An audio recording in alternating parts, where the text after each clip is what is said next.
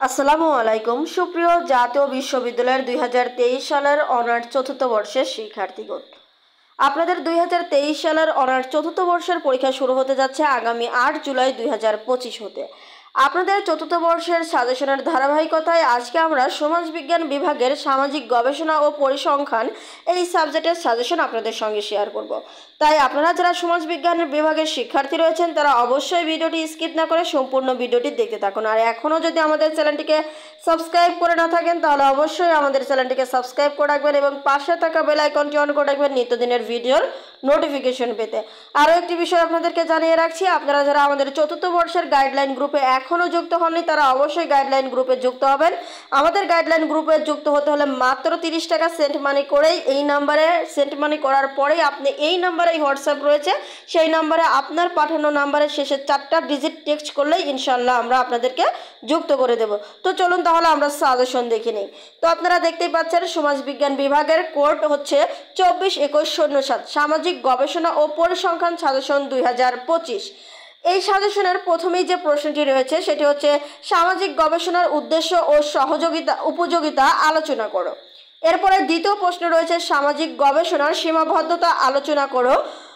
তৃতীয় যে প্রশ্নটি রয়েছে সেটি হচ্ছে সামাজিক গবেষণার সংজ্ঞা দাও। বাংলাদেশের সামাজিক উন্নয়নে সামাজিক গবেষণার গুরুত্ব ও প্রয়োজনীয়তা আলোচনা করো।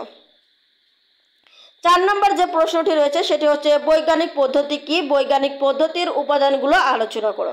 5 নম্বর যে প্রশ্নটি রয়েছে সেটি হচ্ছে সামাজিক গবেষণা কি, সামাজিক গবেষণা কত প্রকার ও কি কি বিস্তারিত লেখো।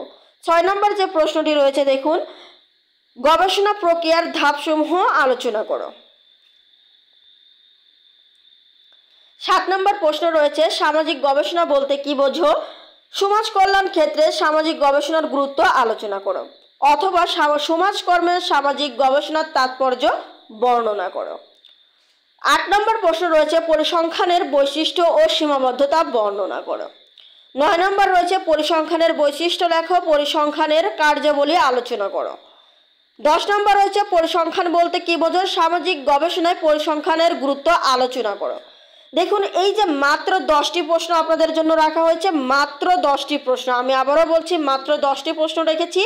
এই 10টি প্রশ্ন খুবই গুরুত্ব সহকারে খুব ভালো করে পড়বেন, খুব ভালো করে পড়বেন। এবং এই 10টি প্রশ্ন ছাড়াও আপনারা যেগুলো ইতিপূর্বে পড়েছেন মানে এর আগে পরীক্ষার প্রস্তুতির জন্য যে প্রশ্নগুলো আপনারা পড়েছেন সেই প্রশ্নগুলো অবশ্যই এই প্রশ্নগুলোর সঙ্গে যুক্ত করবেন। অর্থাৎ ইতিপূর্বে আপনাদের পড়া রয়েছে সেই প্রশ্নগুলো কিন্তু অবশ্যই আপনারা পড়বেন।